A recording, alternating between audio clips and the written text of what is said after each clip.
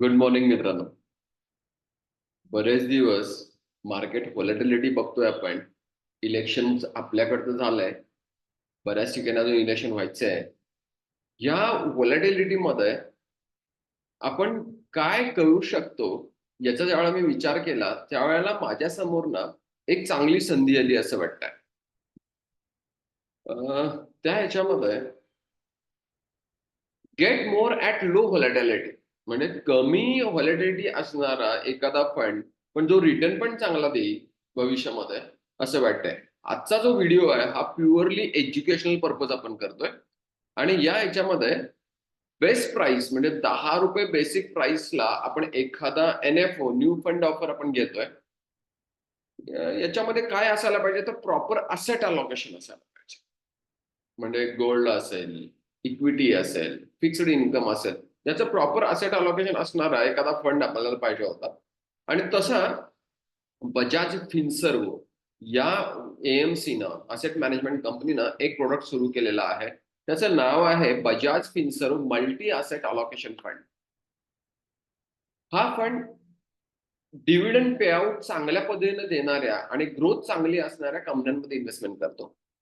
तसंच हा फंड सगळ्यात महत्वाचा पार्ट गोल्डमध्ये इन्व्हेस्टमेंट करतो, फिक्स्ड असेटमध्ये इन्व्हेस्टमेंट करतो, मल्टी असेटमध्ये इन्व्हेस्टमेंट करतो. आता याच्यामध्ये होतंय कसं की डिव्हिडंड जास्त देणाऱ्या कंपन्या कशासाठी, एकतर त्या ज्या कंपन्या डिव्हिडंड चांगला देतात त्याचं इन्कम चांगलं असतं, बिझनेस मॉडेल चांगला असतो. सेकंड थिंग की सस्टेनेबल ग्रोथ असते, त्या कंपन्या कमी व्हॉलाटाईल असतात.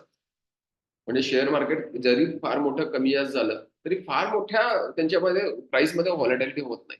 त्यामुळे असा एखादा फंडामध्ये इन्व्हेस्टमेंट आपल्याला करायला पाहिजे. हा 2013 पासून 22 पर्यंतचा एक चार्ट मी तुमच्या समोर ठेवतो. याच्यामध्ये बघाल ना तर कुठलाही एखादा प्रोडक्ट म्हणजे एखादा क्रेडिट रिस्क असेल, गोल्ड असेल किंवा शेअर मार्केट असेल, कधीच टॉपला राहिलेलं नाही आहे. त्यामुळे आपल्याला मगाशी जो बघितलं की मल्टी असेट अलोकेशन म्हणजे वेगवेगळ्या असेट्समध्ये इन्व्हेस्टमेंट करणं, याच्यामध्ये आपल्याला काम करायला पाहिजे.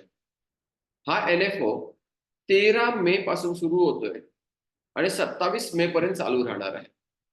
ज्या लोकांना कमी रिस्क घेऊन चांगले रिटर्न बनवायचे आहेत त्यांनी या NFO मध्ये बिलकुल पार्टिसिपेट व्हायला पाहिजे आणि आपल्या इन्व्हेस्टमेंट चांगल्या पद्धतीने ग्रो होण्यासाठी आपण स्वतःची मदत स्वतः करायला पाहिजे. So thank you very much. ज्या लोकांना याच्यामध्ये इन्व्हेस्टमेंट करायची आहे त्यांनी माझ्याशी संपर्क साधायला पाहिजे, माझ्या बॅक ऑफिस बरोबर संपर्क साधा आणि आपल्या ग्रोथमध्ये पार्टिसिपेट व्हा.